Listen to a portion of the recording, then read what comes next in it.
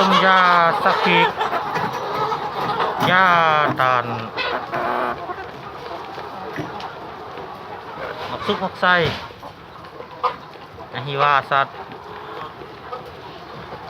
อันนี้เข้ม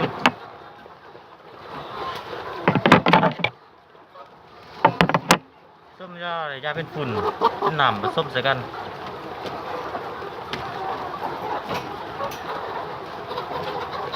มันเริ่มจะบ้าคือกูละอยู่กับบ้าคนเดียวใช่ให้นะพากันว่ามันเนี่ย กล้องหนึ่งนี่ซักได้ประมาณอยู่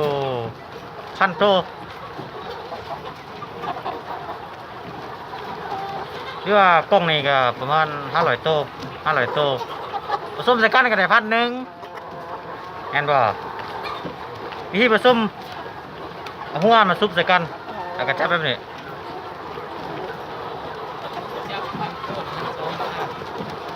ปีนขึ้นลง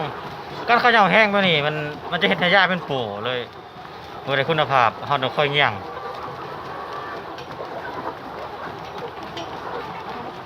ให้ยาฝุ่นละลายแล้วก็ได้เลยนิดๆก็จะออกแล้วนะเด็กๆขนาดตบ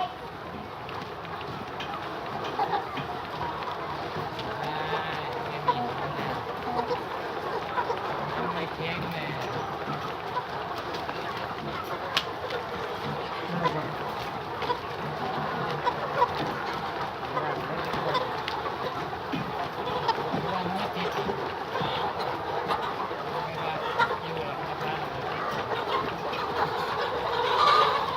เมื่อผสมออกมาสิมันจะเค็มๆ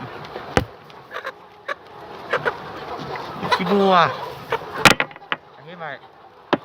ตั้งไว้การใส่ย่านี่ก็บ่ยากก็ได้ในนี้มันจะมีแก้วแล้วก็มีรอดแก้ว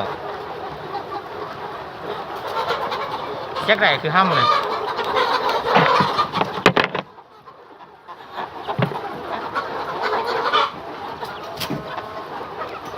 ถ้าทอดใส่คือเดี๋ยวนี้ เขาใส่ประมาณให้มันเต็มเลยตัวนี้นะเพราะว่าเข้มหนึ่งเขาจะเวลาผสมแล้วจะป้าใบใด1 ชั่วโมงถ้าใกล้1 ชั่วโมงแล้วมันจะใส่ก้านอะไร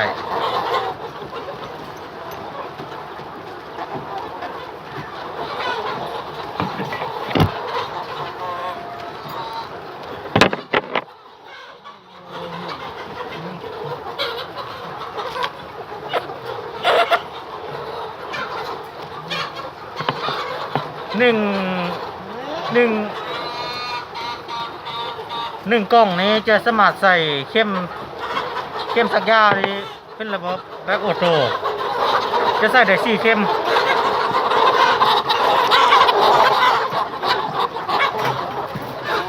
เดี๋ยวแรกมาเนี่ย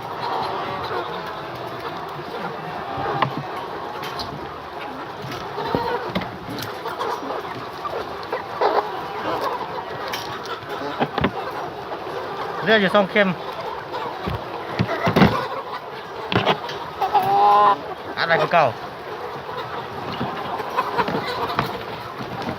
เอาจบแล้วเก็บนี่นะโอเวอร์สบายดี